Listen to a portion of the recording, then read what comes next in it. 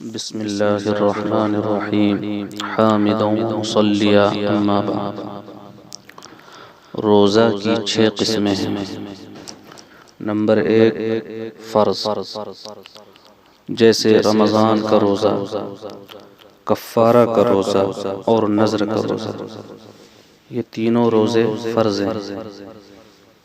Number 2 واجب، جیسے کسی نے نفلی روزہ رکھا تھا پھر کسی بنا پر اس کو توڑ دیا تو اس کی قضا واجب ہے۔ واجب اور فرض میں عملی لحاظ سے کوئی فرق نہیں ہوتا ہے۔ جیسے فرض کی ادائیگی ضروری ہوتی ہے ایسے ہی واجب کی ادائیگی بھی ضروری ہوتی ہے۔ نمبر 3 مسنون روزہ، جیسے عاشورہ یعنی 10 محرم کا روزہ، 9 محرم یا 11 محرم کے ساتھ۔ نمبر 4 مندوب یعنی مستحب روزہ، اس کی بہت ساری قسمیں ہیں۔ نمبر 1 ہر مہینے میں 3 دن روزہ رکھنے کا اہتمام کرنا۔ بہتر ہے کہ ہر قمری مہینے کی 13ویں، 14ویں اور 15ویں تاریخ میں روزہ رکھنے کا اہتمام کیا جائے۔ نمبر 2 سوموار کے دن کا روزہ۔ نمبر 3 جمعرات کے دن کا روزہ۔ نمبر 4 ماہ شوال میں 6 دن کے روزے، تسلسل کے ساتھ یا بغیر تسلسل کے۔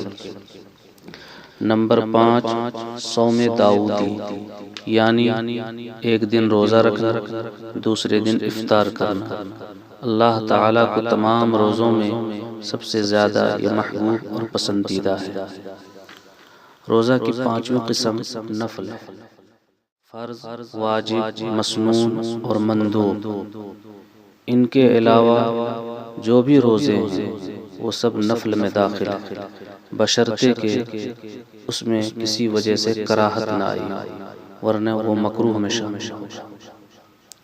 نمبر 6 مکروہ روزہ، اس کی 2 قسمیں ہیں۔ مکروہ تنزیہی، یعنی حرام تو نہیں لیکن اس کا رکھنا خلاف اولا ہے، بہتر نہیں ہے۔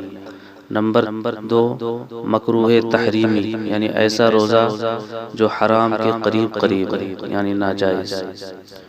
پہلے کی مثال ہے 10 محرم کا روزہ،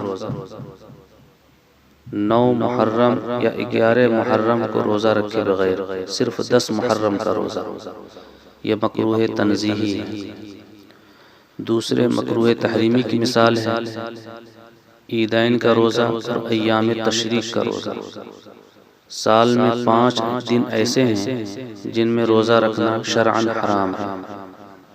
پہلا عید الفطر، دوسرا عید الاضحیٰ اور تیسرا ذی الحجہ کی 11ویں، 12ویں اور 13ویں تاریخ، جن کو ایام تشریق کہتے ہیں۔ ان سال کے 5 دنوں میں روزہ رکھنا ناجائز اور حرام ہے۔